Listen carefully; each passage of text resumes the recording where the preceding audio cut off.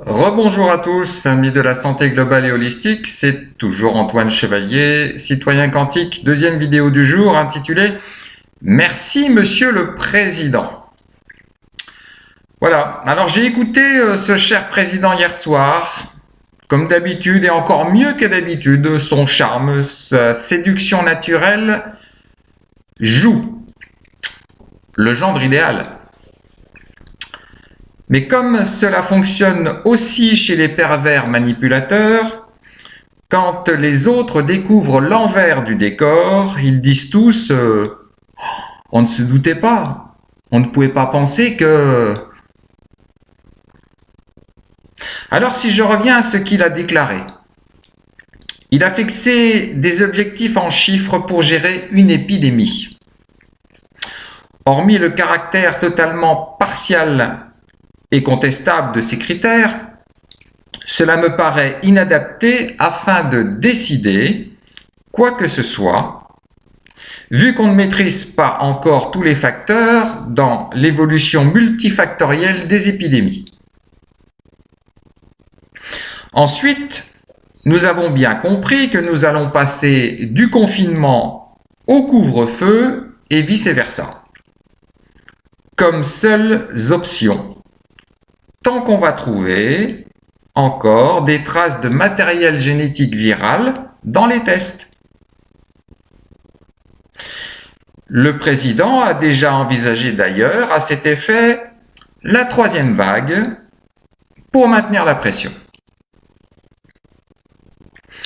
Il a enfin dit qu'il ne rendrait pas obligatoire le vaccin. Car entre nous, il y a trop de défiance à ce sujet. Puis, il ne faut plus être dans l'approche frontale. Mais ce qui est sûr, c'est que très certainement, les non-vaccinés n'auront plus le droit de faire certaines choses, n'auront plus accès à certains lieux, seront même encore confinés pour protéger les autres, bien sûr. Façon encore très perverse de manipuler le peuple et de l'asservir, mais plus doucement, mais tout aussi sûrement. Donc, soyons vigilants sur chaque prise de parole, sur chaque décision et pour chaque loi votée. Ce sont nos droits, nos libertés qui sont en jeu face à la dictature sanitaire au service des élites mondialistes. Pour ma part, je ne suis pas venu sur cette terre pour servir de cobaye et d'esclave à ces personnes au service du profit. Et en parlant d'argent, il continue à dépenser sans compter avec les pseudo-aides.